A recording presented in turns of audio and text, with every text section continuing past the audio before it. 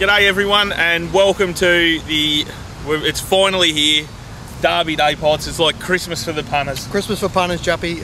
This doesn't get any better than what's ahead of us for the next week. I've just been out of lunch with a stack of trainers and owners and people that are connections that are very excited about the week ahead, so it's got me right in the right frame of mind for both the preview, Saturday's meeting, and what's coming up over the full week.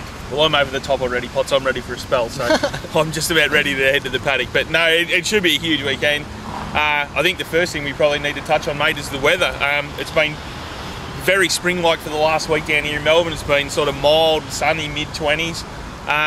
But it's going to be hard to predict what's going to happen for the next 4 or 5 days, because they're predicting that there's 70 to 80% chance of 1 to 5 mils of rain in these thunderstorms. But who knows when you're going to get these thunderstorms? More than likely they could be in the evening, and it could be after the races. Absolutely. Like even Saturday, here we are only 48 hours, and we'll be right in the midst of the race day, and it's very hard to predict what's going to happen. Like we've seen over the past month how fickle these tracks are. Now, at Caulfield we had a Saturday and a Wednesday meeting with the Rail True, and they raced completely different. Yep. And then we saw last Friday and Saturday at Moonee Valley, where the rail only moved 3 metres, but the track changed immeasurably. Well, it turned into the meadows. Yeah, and no, it was impossible to predict. I don't know any analyst that predicted a fence on fire meeting. It just didn't seem on the cards. But it just goes to show you, if you program these events and don't give the track managers a fair crack at their track, it's very easy for them to lose their handle on it. Look, it's easy to say, oh well, we've got all the marquee set up and we've got all the facilities there ready to go, so let's have 2 meetings. But when your core product suffers like that, but the thing is that it won't back up the wagering data, because I think the wagering data will show that there was an increase. But it's all on that day. It's what people think.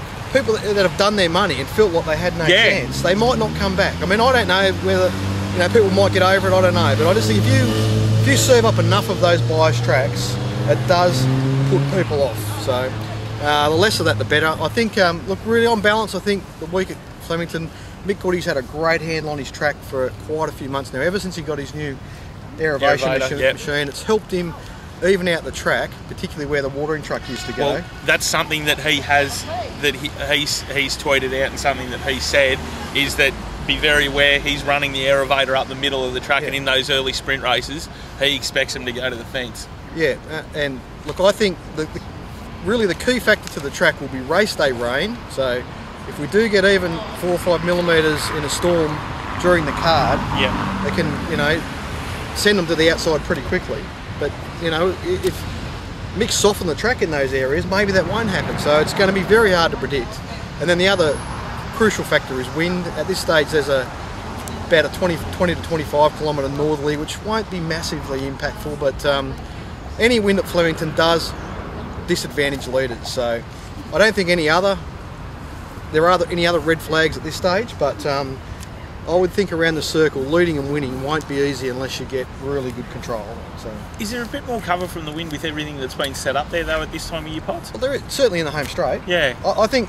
But you're right. You need cover coming around when you start turning from about the 700 there. It's really weird because that northerly wind sort of hits them in the side there, and for some reason you can be 4 wide with no cover, and it doesn't seem to affect you. Like Bon Oram, at the last meeting, he set 4 wide on a Rail True and won in a fast run race. It seems very odd, but the leaders all day that day around the circle struggled. Now down the straight, the northerly wind really doesn't have a great impact. Yeah. If there's a marginal advantage to the outside, and with so many, 129 runners on Saturday, I would think the inside gates in race 9, you just want to be careful of them. What I mean? I'm not saying that they're going to be disadvantaged. I'm saying that there's a reasonable probability that they could be a problem, and you've got delectation and under the Louvre and inside gates in that last race. And I'm saying I wouldn't be backing either of those horses early. I've got a good way to keep on top of that though, Pots. You make sure you're in the PBL chat room and you'll be across all that stuff, because there'll be updates on. It was the same last week. We sort of Jerry did that. Yeah. We thought the couple early were tempo related, but then after that we realised that it was fence on fire and adjusted accordingly. Yeah, like we had an extra unit on Winks. We had an extra unit on Jamaica. Yeah. We were very happy with our early bet at $11 on Coronation Salon. God bless her. I wish it had won the week before. Yep, absolutely. And we stole one there. We were very lucky. As Cordelia should have won that race. And we pinched it, but that's what happens with racing. You know, you back the right horses often enough, you get the results. So, well, hopefully we can get some results on Saturday, Potts. We kick off with race 1 at the very early start of 11:45 for the Carbine Club Stakes over a mile. We've got Takedown $13, $3.40 Bassett, $6 Mahuda, $4.20 Montauk, $10 Gredington, $7 He's Our Roki, and the rest are all big prices. Well, I don't expect the weather to have had much impact by 11:45. Well, hopefully not anyway. I would think in this race the best place will be stalking the speed. Looks every chance that Bassett will end up 1-1. He was 1100 to 1600 in the Caulfield Guineas. He's had that conditioning run now. He's the best horse in this race by some distance. Yep. And I think he's a very good bet. I could mark him a lot shorter than I have, but the current price around at the moment is certainly takeable. So yep. He looks like a good, nice, solid start to the day.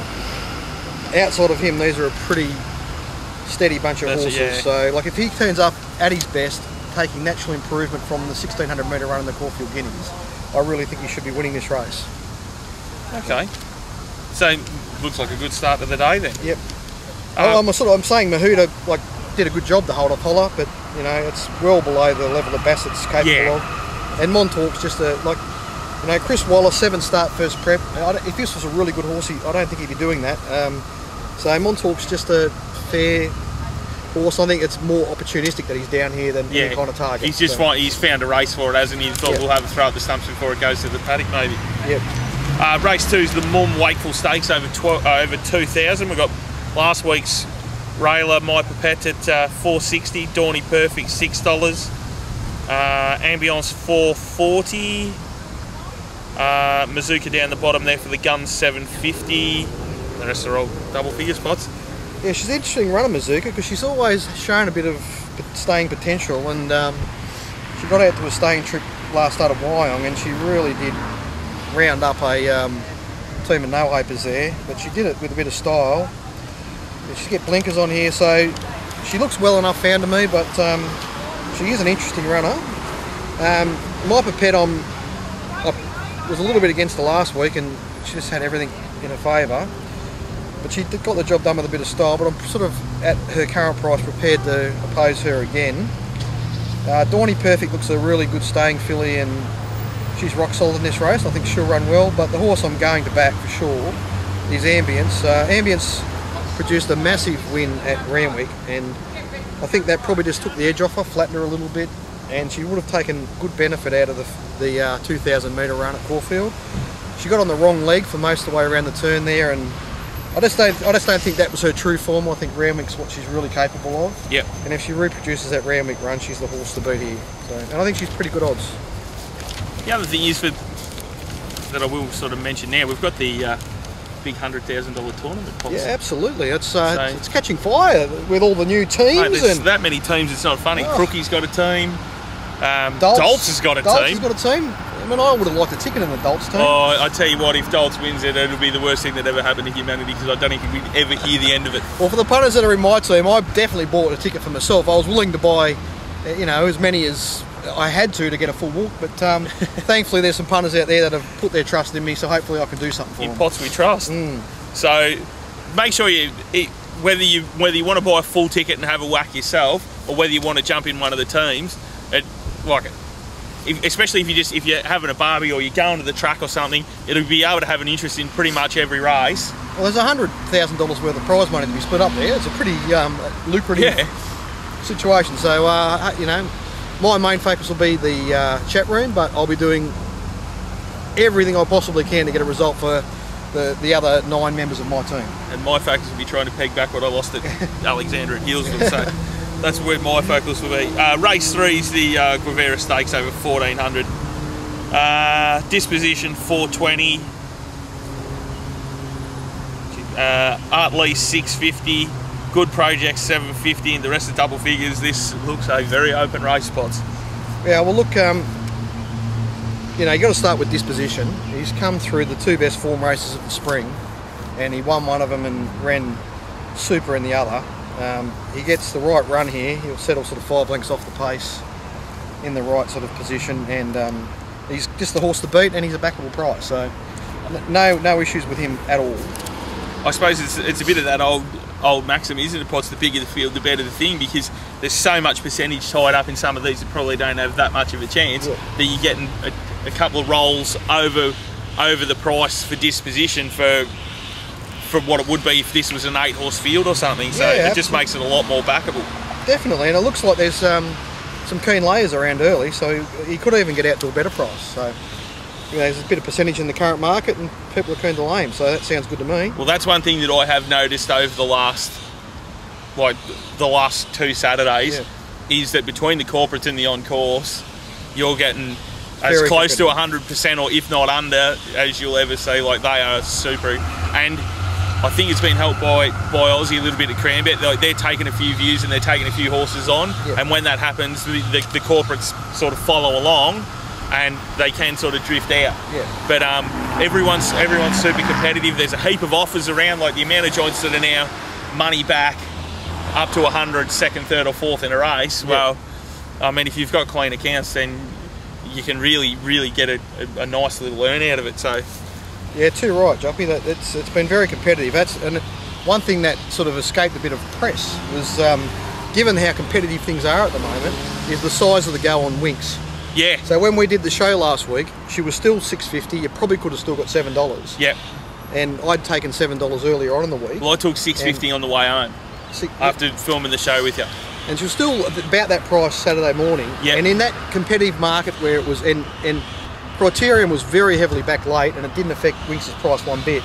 And the best you could do at jump time was $4.50. Was the absolute best. So. Well, when I turned dynamic odds when I got to the races on Saturday, the Cox Plate best price everywhere was 103.5%. Yeah.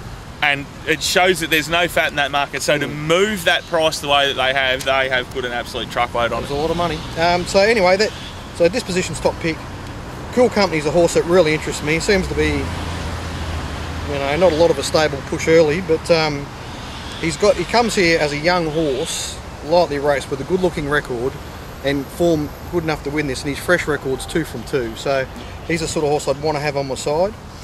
If the planets are aligned and you can lead and win, Charmed Harmony's in the race. I'm against Art Lee.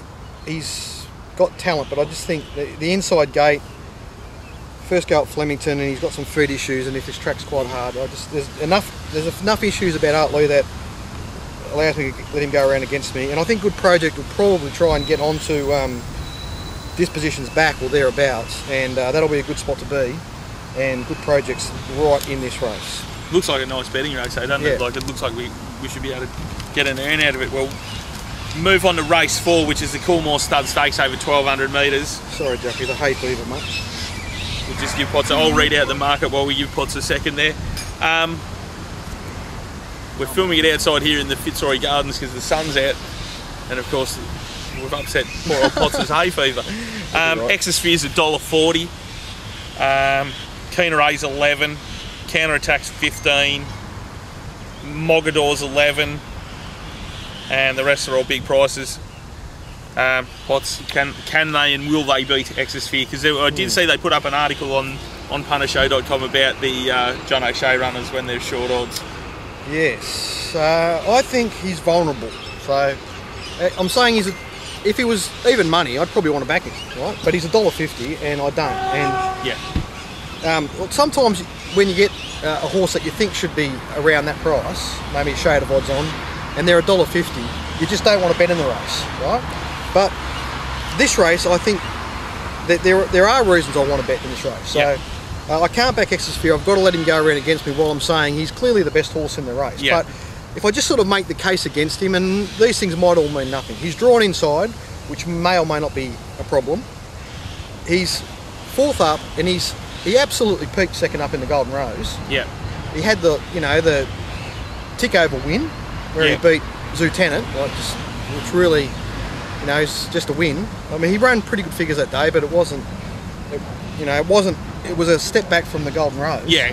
And now he's 28 days between runs, and I think his peak run was 2 starts ago at 1,400. So there's just enough ickiness here for me to get interested and look for other opportunities. Well, there's enough at that price. Yeah.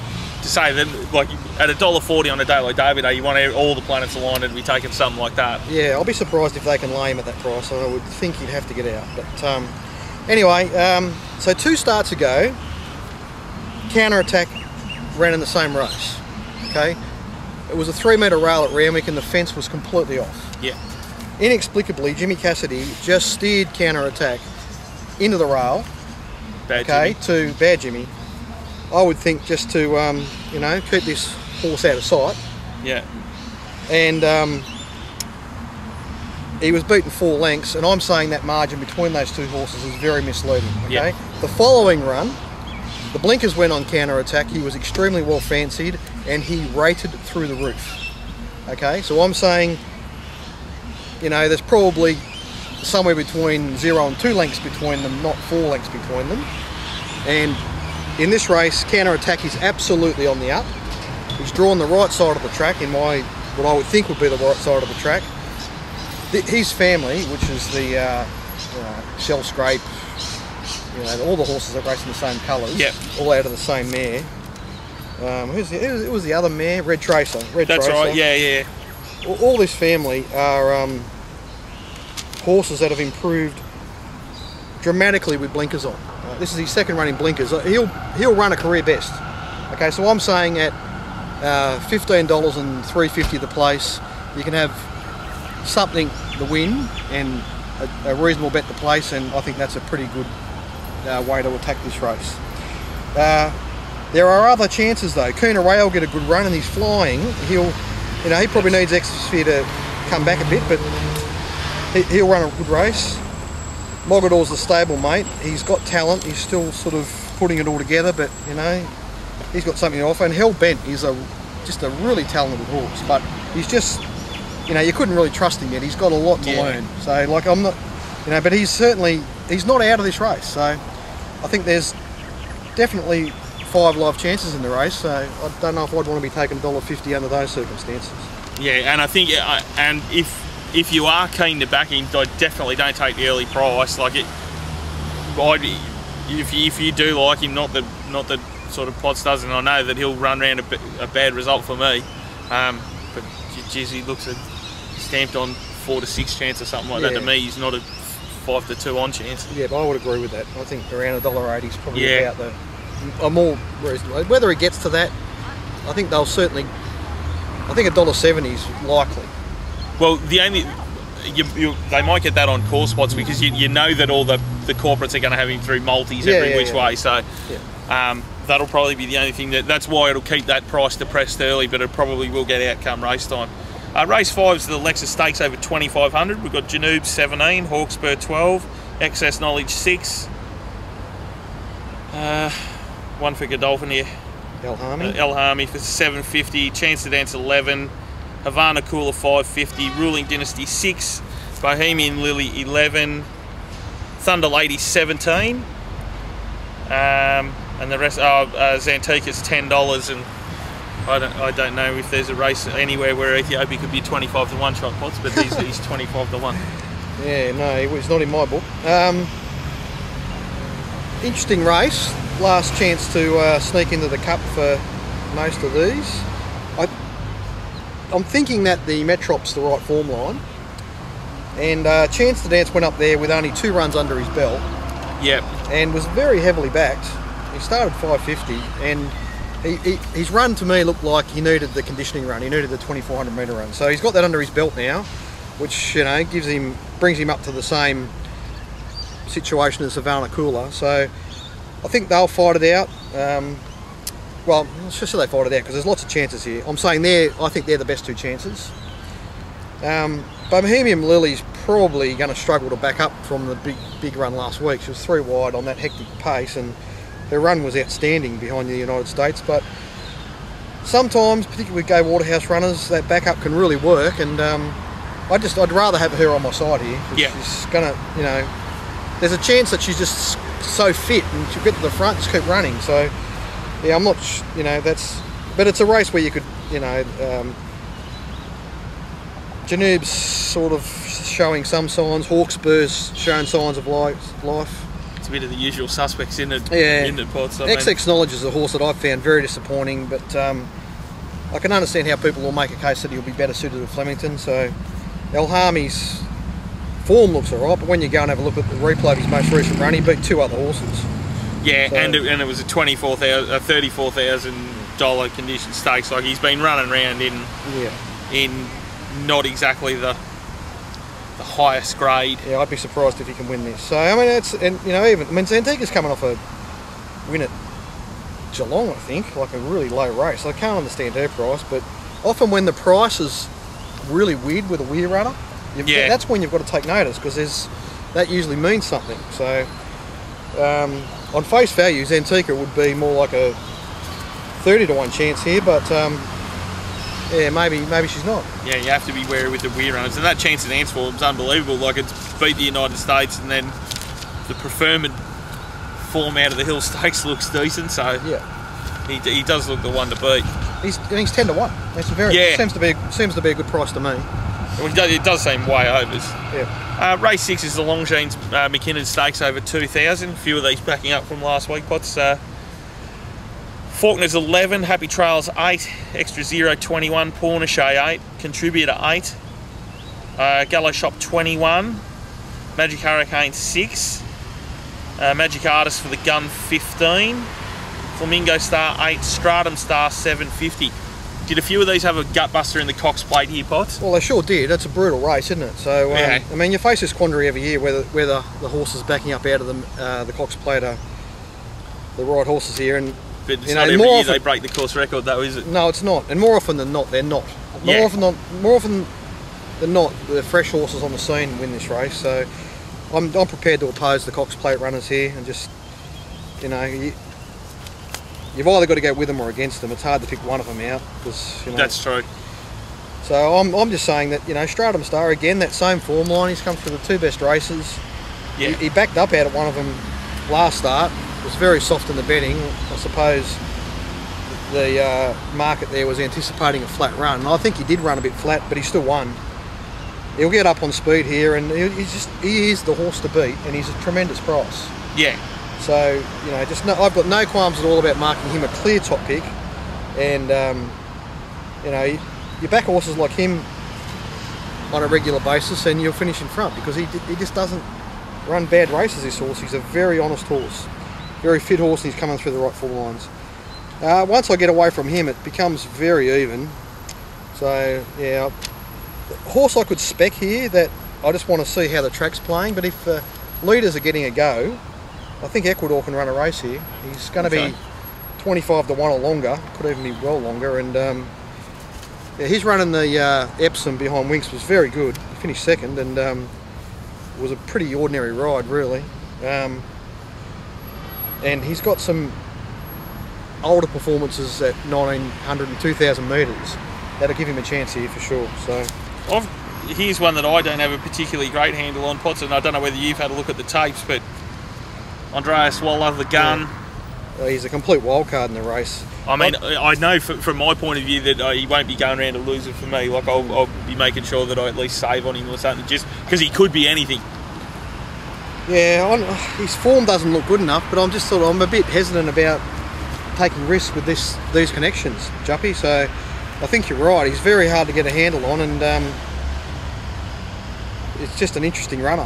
I can't really shed any light. I've looked at his form, and it doesn't look good enough. But I'm pretty sure it's the definition of DF, isn't it? Yeah, it's DF, all right. Coming from Germany and wherever Belgium and Hamburg and Baden-Baden. I mean, it's... The other horse I wanted to make mention of is Flamingo Star. His run on the Tourak was outstanding. Okay. It was a I'm ready to win run, but he's found a. I thought he'd go straight into the Emirates and would be very hard to beat there in a handicap, but maybe he won't get a run. So I don't know. Anyway, he's ready to do his absolute best, whatever that means. And Huey's going on, so he seems well enough found in the market, to be honest. But he's a horse that I think's got something to offer here. And Magic Hurricane, again, I suppose he's well enough found in the market too. And Gate 1, yeah, might be all right. Stepping back from 2,400. He's hard to oppose, but he's not as easy to like as Stratum Star. Stratum Star just ticks every box here.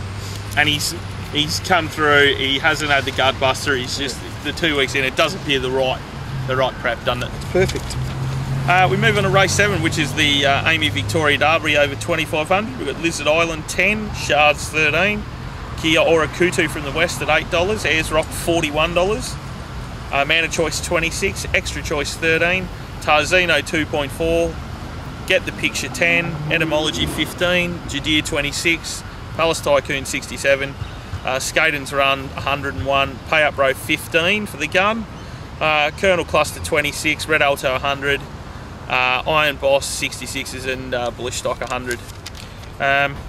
Well, after the AAMI Vars last week, John Wilder in the chat room was declaring Tarzino the Derby winner at Potts. Do you back up his opinion there? Well, no, he's top pick. Yeah. So he seems short enough to me. The problem with this horse is he hasn't been winning. Yeah. He's been running in races that have just been sort of okay for what they are. I mean, like Caulfield Guinea, sure, but Press Statement sort of dominated that race. Yeah. And Tarzino, you know, was having the checkered run and looking stylish, but they weren't breaking records there. And then last week, he's run against the bias. He's finishing strongly. His sectionals are pretty good, but bear in mind that Jamaica won that race in 19 lengths slower time than Winks and ran a slower last 600. That's a double. Oh yeah, so it was, you know what I mean? Like if you're running 3 full seconds slower, okay, overall time, you need to be running faster late sectionals. Yeah. And they're not. So, you know, they're 3-year-olds versus the best weight for horses in the country, right? The normal gap would be 1 second. Yeah. Right, which is, you know, maybe a bit more, but you know, that's sort of 6.5, 7 lengths, whatever.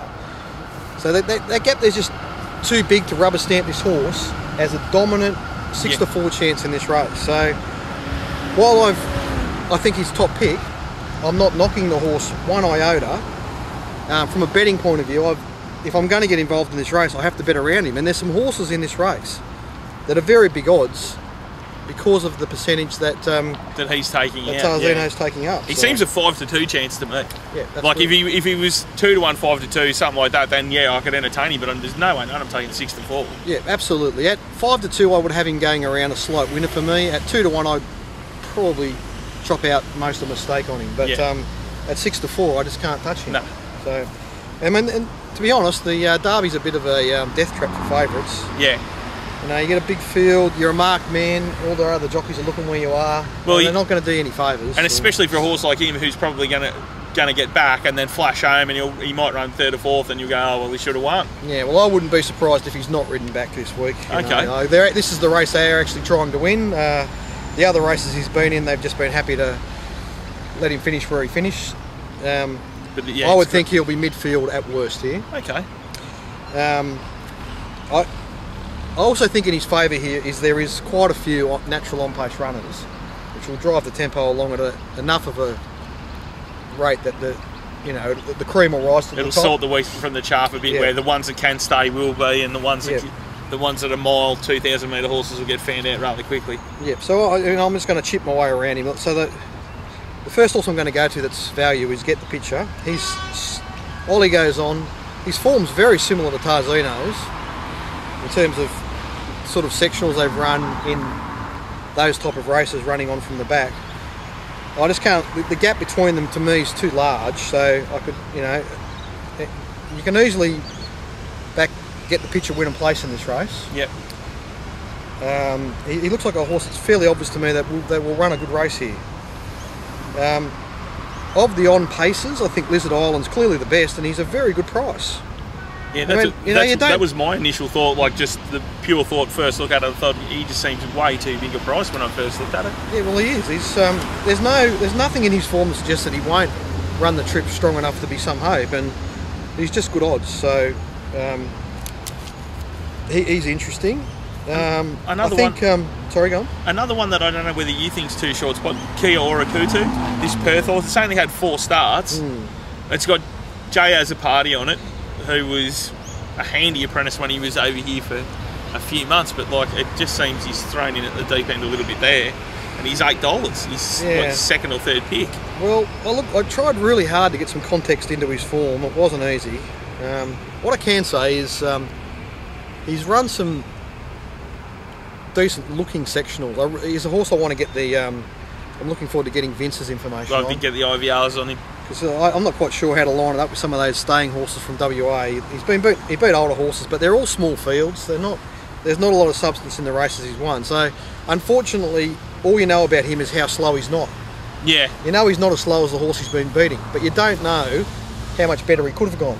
And the thing is, I would think he's going to have to do, I would think, in the order of 3, maybe a bit better, at least 3 lengths better than what he's been doing, maybe 5 lengths better, but you can't really say that he's not capable of doing it, yeah. He hasn't been tested, so. But in saying that though, you're paying a premium to find out.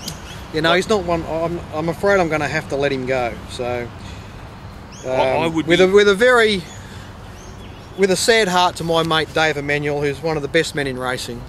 Dave's in love with this horse, and geez, Dave, if he wins, mate, I'll be cheering for you. Good luck, Dave. I hope he does get it up for you, and I hope he starts with a 1 in front of it, because then I might be able to have something on. So, just a couple of other horses there that I think are backable. Man of Choice comes through the Sydney races, so he's had 2 really good conditioning runs here at 1800 and 2000. Yeah. Vanbrugh would have been right in the market here. Yeah, he would have been, wouldn't he? And I would say Man of Choice's run at Randwick last start was nearly as good as Vanbrugh's. There was not a lot between it. Man of Choice got held up behind Jadere when Tommy Berry dropped the anchor, which did Jadere no good at all and didn't help Man of Choice. And then that forced Man of Choice to have to make his run in the slow lane. And he wasn't beaten all that far. What did he get beat? 1.4. 1.4. So I think he would have been right in that finish with Vanbrugh in slightly different circumstances. He's a terrific price. He's 25 to 1. He's a good price. And one right out of the market that I just can't stop looking at. So I have to put him in because I think this is going to be a derby for a stayer. Yep. You're going to have to run the journey, and I think this horse is he's a strong stayer. So he doesn't have much speed, but he'll keep going, and that's Palace Tycoon. He's $67, and he's coming off 2 wins. Go back a few starts, he's got form with Get the Picture, and he's in his 3rd prep, so he's probably the most experienced horse in this race, along with Scadden's Run. So, yeah, I could definitely have a little ticket on Palace Tycoon. What about my old mate for the cow chairs, Rock, that we backed the other week there at Flemington? He's probably got to make the step up, doesn't he, Potts? Well, he was a little bit disappointing last time in the Norman Robertson. He got a bit keen and he hit the running rail quite hard. Yeah.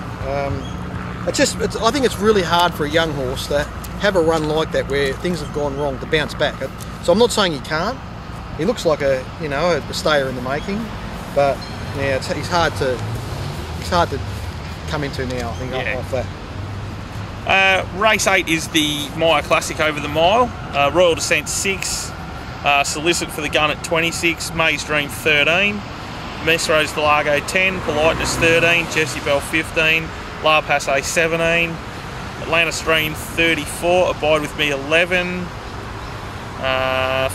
Fenway 19, Slightly Sweet 13, 850 Ascadelia and 420 Stay With Me. Yeah, look, I honestly think right now, as we sit here right now, Juppy, this race is a complete lottery. The weather could have an impact, the track pattern will have an impact. I mean, just naturally as the field stands right now, Miss Rose Delago is a horse I'm really interested in because she's coming off an enormous win. She led all the way at Caulfield. She just was so dominant that if she could repeat that here, she'd be very hard to beat. But leading might be an absolute no-no. You know, it could be just up the middle by that stage. If we've had rain and they're getting off the fence, it's very hard for a horse to, even if they're aiming for that, to lead and push out to the middle of the track, and they just lose. They lose too much in doing that. So, I couldn't back her till I'm seeing what the track's doing, and a lot the same with Abide With Me. She's a mare she's come through those same 2 form races I kept talking about. Yeah. Her run's been pretty good in both, excellent in both actually. She's drawn a barrier here that'll, in theory allow her to settle up a little bit closer. Dropping back against mares, it's a deadly combination, but it's possible that Gate 1 is a death sentence by this stage. So again, even though I'm interested in her, I couldn't really back her. These last 2 races look definitely ones for the chat room. Like, you'll need to be online for these to sort of so that we've got the fully established pattern and we've got all the info that we need. Yeah. And as Cordelia was a magnificent run last week. Yep. She's right in this race. She sort of looks like getting the run that you'll need. So just a really good chance. I think Royal Descent's the hardest horse all day to price. Like where she ends up will probably tell you a lot about her chances. Like if she's here in absolute peak form, she'll probably start 7-2. Yep. And she'll probably be winning. If we get a visit, she parades badly, or if we get a visit from the Wallalaya, and get a visit from the Wallalaya, this could be double figures, you know, and you just wouldn't want to touch her with a barge pole. So she's interesting. May's Dream's ready to run a huge race. Yeah. And what do you do with Fenway after she just completely collapsed last start? I mean, I'm surprised she's here. And then we haven't even got the favourite, which is Stay With Me. On paper, this looks just... She looks like nearly an even money chance to be posted 4 wide here, or I have to go back to last. It doesn't look much good to me on paper, but we could get to this race, and that might be the plum spot. Yeah. So I'm not even going to pot her. So just a complete lottery, and to get any insight as to who I'm backing in that race, you'll have to be in the PBL chat room, because that race won't be appearing on the on my normal set betting plan, because I just have no clue what to back until I know what the track's doing. Yeah, and that's that's exactly what the chat room's there for. And like Dolts will be he'll be at Fleming and betting away. I'll be at Heels will betting away, but I'll be watching the market moves as well. Potts will be watching everything. You'll get Warren in the yard. You'll have the boys. You'll have John Walter in Sydney doing his set, and you'll have the boys in the yard up there. So there's plenty of information there, and there's plenty of banter. We've been really lucky this spring, haven't we, Potts? There's been a lot of newcomers come in. It's been really lively. Yep. And like if you are sitting at home and you want to try and make something out of Derby Day and you're just watching it on the telly at home, then it's the best 100 you'll ever spend is to get into the chat rooms, get both sets, and then you can just go for your life. Just off the top of my head, I can clearly think of Dallas potting Catkins and saying Pooping's never paraded better, and Catkins was $1.80 and Pooping was $18. Last week Dallas completely potted that odds-on favourite of Godolphins in the first race, and gave a rap to the winner. Dolts mentioned 100-to-1 shot that ran third and paid. Well, it was Coronation Chelan. Coronation Chelan the week before. He said take the 100s with 365. And at Flemington Turnbull Stakes Day, Johnny Walter gave a nice mention to La Passe, which then duly saluted at $41. Yeah. So I mean, there's apart from just the normal sets, there's all sorts of little bits and pieces here and there that can add a bit of value to your day. What you're sort of doing is you're getting a lot of guys who do win over the long term, who are just chipping in little bits and bobs that come in on top of the framework that yourself and that Potts and Johnny Walter put together. Like, if you just cop those sets, you're going to win anyway. Like, you put up the year-to-date figures the other day. From July through till now, just the Pro Bet Alive sets, it's 16% on turnover. So. Well, like, I operate myself on about 4%. So, and I'm just grinding away. So it just shows how valuable these sets are. So definitely make sure you're there. Like, if there was ever a day you can afford not to have it, Potts, it's Derby. And all the subscribers that are watching, the whole purpose of posting those results was just to try and communicate to everyone. Try not to get too emotionally involved in the race to race, day to day wins and losses. It's the biggest danger in punting. If you've got a really good process and you can just stick to it and not let yourself get affected by variance and just the shit that happens in racing, that's how you win. It's only variance, and the only time there's a last race is when they've dug a 6-foot hole and they're lowering you into it. Other than that, there's another race, there's another day, and if you stake it correctly, then you'll be betting forever and a day. Like, Potts has been at it for years, I've been at it for years grinding away, and I haven't gone broke for a long, long time, but that's how you learnt early doors. But it's not about whether you'll win or lose on a day. Like, it's not much fun when you have a losing day, and it's great when you have a winning day, but you try and feel the same whether you're winning or losing.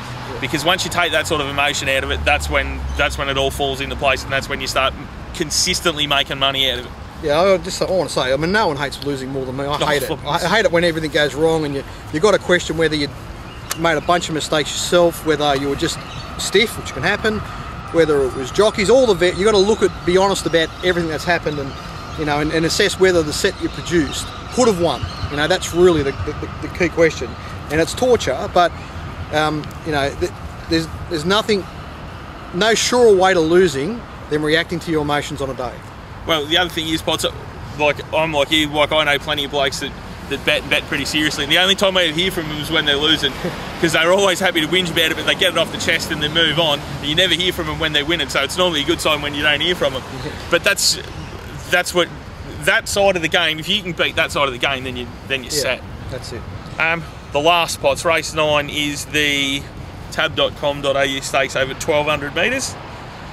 Moment of change 41, Hot Schnitzel 21, Dothraki 8, General Leaf 11, Under the Loop 4, Delectation 5, Fontalina 19, Noidart 11, Eclair Choice 15, Churchill Dancer 11, Bring Me the Maid 9, Countryman 41, and Kaepernick 17. I assume by this stage of the day, if there's no sort of weather, Pots will nearly come up the middle of the track, won't they? Yeah, you would think so. You would think they'd be going. Well, I mean, it's a bit fraught predicting. Yeah. When Mick's had the aerovator out, you just never know. Like, I just don't know. So I'm saying this is another race where the circumstances on the day will have a real impact. We've had rain and the inside's compromised and they're all getting out wide. Well, it could be mad outside fence nearly, couldn't it? It could be. And if it was, I mean, I would think on balance, you would much prefer to be in a middle gate or a wide gate here than you would on an inside gate, right? Well, you got the choice then, haven't you? From a speed perspective, Kuro's drawn in 6. Of the speed runners, he's drawn closest to the inside. The rest of the speed runners are drawn all out wide. So I'm saying that outside division of this field is going to get away from the inside division the way it's structured. So I think, and that means that unless the jockeys get very clever on Delectation and Under the Louvre, which they could do, they could do the old drop out and try and circumnavigate around the back of the field. We have got two of the better ones there in Gunn and Huey trying to do it. So a lot of depend on what's happening during the day, but I'm just saying be very wary of backing those two horses. I would think they'll both start longer than what they are now, even though both horses particularly Under the Louvre's flying. Right, so you can't pot his form, and Delectation looks set to peak third up off a good run. But the structure of the race is not ideal for them at their current prices. So it's not a race I'm prepared to get heavily involved in yet. I am just simply saying that Kuro's had 3 runs his prep, 2 of them at 1,000 metres, which is completely unsuitable for him. He's not a 1,000 metre horse. He's 1,100 and he can stretch out to 1,200. Last time he's only 1,200 metre run down the straight. He met Delectation in the 3-year-old race last year, and his run was better than Delectation's. And so I'm just ignoring the 2,000 metre runs. And just sort of judging him on his body of work at 1,200 metres and saying if he comes in that type of form, which I think is a reasonable expectation, he's well over the odds and should be much closer to Delectation. He'll get a better run than Delectation, I would think. And if it turns, there's a chance in this race they could go quite slowly, and if they do that and it develops into a 400 metre sprint home, I think Kuro will win the race. Okay. So he's really good odds, and the other horse that just gets the full tick for me is Dothraki. He's become a very consistent horse. He had that series of runs where he was chasing our boy Malachi. They were all high rating runs. He that win at the Gold Coast when he ran down something. Target in sight. In a previous life he wouldn't have done that. So since he's joined the Snowden yard, they've managed to get some late strength into him, a bit of killer instinct. He used to be a bit soft. They've done that with a few horses lately, especially ones coming out of the Waterhouse yard. He's definitely. They've definitely got a bit of late strength into some of these horses that were a bit dodgy before. And his first up win was just full of merit. So Dothraki is got the right draw, gets the right run, and I would think he'll run a good race. But it's a race with. I could even give an honourable mention the Moment of Change here. Okay. I mean, looks a terrible run, the first up run, but I think it was just like a barrier trial for him, really. And I can see a situation here where he's a lot fitter. He could do something at massive odds. He's not. I'm just saying he could improve. What about a clear choice spots? That was a pretty good run.